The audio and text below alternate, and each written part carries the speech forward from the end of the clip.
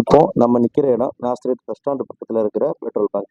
இதில் அது பக்கத்திலே இருக்கிற சின்ன செவ்வேல நம்ம சென்று போயிட்டு இருந்தோம்னா இந்த இடம் வரும். இந்த இடத்துல ரெண்டா பிரியும். இதுல இருந்து நம்ம நேராக போயிட்டு இருந்தோம்னா நம்ம குளிக்கக்கூடிய இடைநெறி வாய்க்கால் வரும். இது போகிற வழியிலேயே நாஸ்திரேத்துக்கு பக்கத்தில் உள்ள அந்த குளத்தோட ஒரு சைடு பகுதி தான் இந்த இடம். இதுலேயுமே அருமையாக இருக்குது. ஆனால் இதில் குளிக்கிறத விட இந்த வெள்ளரி பூரணி வழியா, இந்த வெள்ளரிக்காய் ஊரணி இருக்குல்ல, இந்த வழியாக போனால் கொஞ்சம் வேகத்தடை கொஞ்சம் அதிகமாக இருக்குது. இந்த வழியை நம்ம போனோம் அப்படின்னா நம்ம குளிக்கக்கூடிய அந்த இடம் வரும். நம்ம அந்த இடத்துல குளிக்கிறதுக்கு தண்ணி நல்லா தாமிரபரணி தண்ணி அருமையாக போய்கிட்டு இருக்கு. அதனால் நம்ம அந்த இடத்த தொடர்ந்து போவோம். இதெல்லாம் அதோட லொக்கேஷனில் உள்ள இடங்கள். போகிற வழியில் கொஞ்சம் வெயில் இருக்கும். ஆனால் அந்த வெயிலை தாங்கிறதுக்கு நமக்கு இந்த இடத்துல ஒரு சூப்பராக உட்கார்றதுக்கு அழகான ஒரு பந்தல் போட்டு வச்சிருக்கிறாங்க. அது யாரோ கடை வைக்கிறதுக்காக வச்சுருப்பாங்கன்னு நினைக்கிறேன். ஆனால் நமக்கு இப்போ அது வந்து உட்கார்றதுக்கு ஒரு அருமையான ஒரு சூப்பர் பிளேஸாக இருக்குது. சுற்றி வர நாலா பக்கமும் பனைமரம் தான் இருக்குது.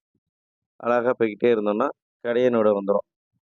கடையனோட வந்த உடனே இது கடையனோட பஸ் ஸ்டாண்டு, அதாவது பஸ் நிற்கக்கூடிய பஸ் ஸ்டாப். கடையனோட வந்துருச்சுங்களா? இது வந்துட்டோமா? இது பக்கத்துலேயே அந்த பஞ்சாயத்து சம்மந்தப்பட்ட இடங்கள்லாம் அது பக்கத்துலேயே இருக்குது. இது பக்கத்தில் போனோடனே இதில் பாருங்கள், மீனை பாருங்கள், எவ்வளோ மீன் இருக்கு பாருங்கள். தூண்டில் போட்டு அருமையாக நம்ம ஆட்கள் பிடிச்சிட்டு இருந்தாங்க.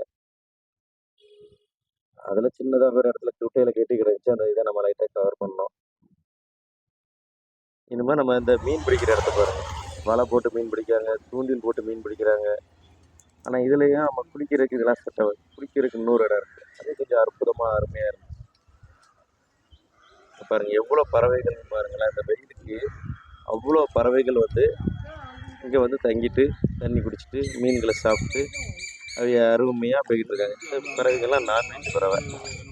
கிளி, சிட்டுக்குருவி இதெல்லாம் வந்து வெஜ்ஜி, இவங்கெல்லாம் நான்வெஜ்ஜி. நம்மளை மாதிரி மிருகங்கள்லேயும் அந்த மாதிரி தான் இருக்குது. பறவைகள்லேயும் நான்வெஜ்கள் வந்து இவங்கெல்லாம் தூண்டில்ல மீன் பிடிக்கிறாங்க. அப்புறம் இந்த தண்ணி அங்கே தாமிரபரணிலேருந்து வர்ற தண்ணி இங்கேருந்து பிரிஞ்சு இந்த இடத்துக்கும் போகுது, அங்கேயும் போகுது. இந்த வழியாக நேராக போனால் மீன் பிடிக்கிற இடத்துல பார்த்தோம்ல, அந்த இடத்துக்கு போயிடும். இப்போ இன்னொரு சைடு போகுதுல்ல, இப்போ இந்த சைடு அந்த சைடு உள்ள தண்ணியை காட்டுறேன் பாருங்க. அது வந்து நம்ம குளிக்கிறதுக்கு, நம்ம ஒரு இடம் குளிக்கிறதுக்கு சொன்னேன்ல, அந்த இடத்துக்கு இந்த தண்ணி போகக்கூடிய இடம். பாருங்க தண்ணி எவ்வளோ ஃபோர்ஸாக போகுது பாருங்க. இந்த வெயில்லையே, இந்த சம்மர்லேயே இப்போ ரீசெண்டாக எடுத்த வீடியோ தான் இது. நம்ம குளிக்கிறதுக்கு அந்த இடத்துக்கு எதர்ச்சியாக தான் போனோம். போன இடத்துல தண்ணியை பார்த்து குளித்த உடனே நமக்கு கொஞ்சம் ஒரு ஆசை வந்துருச்சு. சரி நம்மளுடைய எல்லாத்துக்கும் இதை நம்ம காட்டுவோம் அப்படின்னு. இதான் நம்ம குளிக்கிற இடம். இடம் கொஞ்சம் இதாக தான் இருக்குது. ஆனால் வந்து குளிக்கிறதுக்கு சூப்பராக இருந்துச்சு. ஆழம் இல்லை. இதில் வந்து ஒரு சூப்பரான ஒரு ஸ்பெஷல் என்ன தெரியுமா? அதில் இருக்க மீன்கள் எல்லாமே நம்ம காலை கடித்து அந்த காலில் இருக்க அழுக்கு புண்ணுகள் இருந்தால் ஆற்றுறதுக்குரிய இடம். அது வந்து அந்த மீன்கள் அவ்வளோ ஒரு மசாஜ் பண்ணுது காலுக்கு. அவ்வளோ அற்புதம்.